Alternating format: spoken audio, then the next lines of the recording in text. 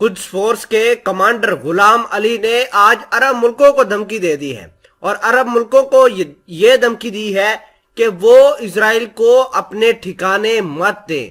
اگر عرب ملکوں نے اسی طرح اسرائیل کے ساتھ تعلقات استوار کرتے ہوئے اپنے فوجی ٹھکانے اسرائیل کو استعمال کرنے کی اجازت دی یا پھر کسی عرب ملکوں کی سرزمین کے اوپر سے ایران کے اوپر اٹیک ہوتا ہے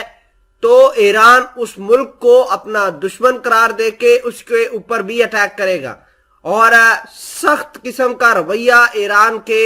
آج قدس فورس کے کمانڈر غلام علی نے اپنایا ہے۔ اور آپ کو یہ بھی بتا دیں کہ نیتن یاہو چھٹی مرتبہ وزیر اعظم کا چارج سنبھال چکے ہیں، انہوں نے اپنی کیبنٹ کو تشکیل دے دیا ہے، اور سارے کے سارے لوگ ایسے ہیں ان کی کیبنٹ کے اندر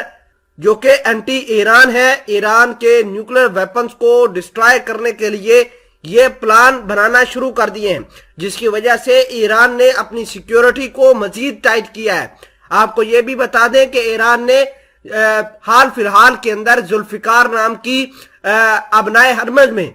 اپنی ملٹری ڈرل کا آغاز کیا ہے، جس میں اس نے اپنے ڈرونز، اپنے میزائلز اور اپنی ایئر فورس کی طاقت دکھائی ہے۔ ناظرین اکرامی، اس حوالے سے کچھ اہم چیزیں آپ کے سامنے ڈسکس کرتے ہیں۔ چھوٹی سی گزارش ہے کہ آپ ہمارا یوٹیوب چینل حسنات ٹی وی کو سبسکرائب کر کے پاس موجود گھنٹی کے نشان کو دبا لیں تاکہ لیٹسٹ نیوز آپ تک پر وقت پہنچتی رہے۔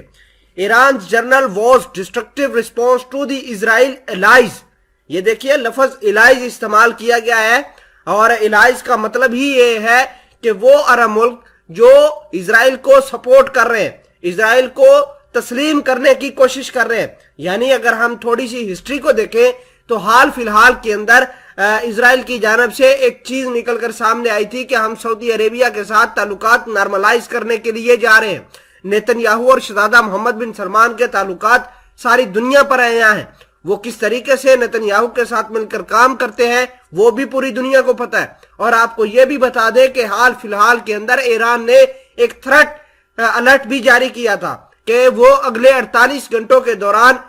سعودی عربیہ کے اوپر اٹیک کر سکتا ہے۔ ناظرین اکرامی، یہ تمام تر چیزیں جو ہیں یہ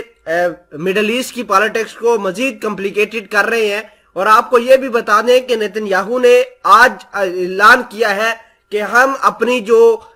کیپیسٹی ہے میزائل داغنے کی اس کو مزید امپروو کر رہے ہیں۔ ادھر بائیڈن سرکار نے اعلان کیا ہے کہ ہم نیتن یاہو کے ساتھ کام کر کے اچھا محسوس کریں گے، ہم نیتن یاہو کو ویلکم کرتے ہیں اور امید کرتے ہیں ایک یک طرفہ اور مشترکہ پالیسی بنا کے ہم ایران جیسے بڑے دشمن کو کاؤنٹر کرنے میں کامیاب ہو جائیں گے۔ ناظرین اکرامی، بھلے ہی یائر لیپڈ اور نفتالی بینٹ جو کہ پرانے وزیر اعظم اسرائیل کے تھے، انہوں نے ایران کے اوپر جنگ مسلط کرنے کی بڑی کوشش کی ہو، چاہے وہ احتجاج کی صورت میں ہو، چاہے ان کے ملک کے اندر کچھ فورس کے اوپر اٹیکس ہو یا پھر درگاہوں کے اوپر اٹیکس ہو، لیکن اسرائیل ابھی تک ناکام ہی ہوتا آیا ہے۔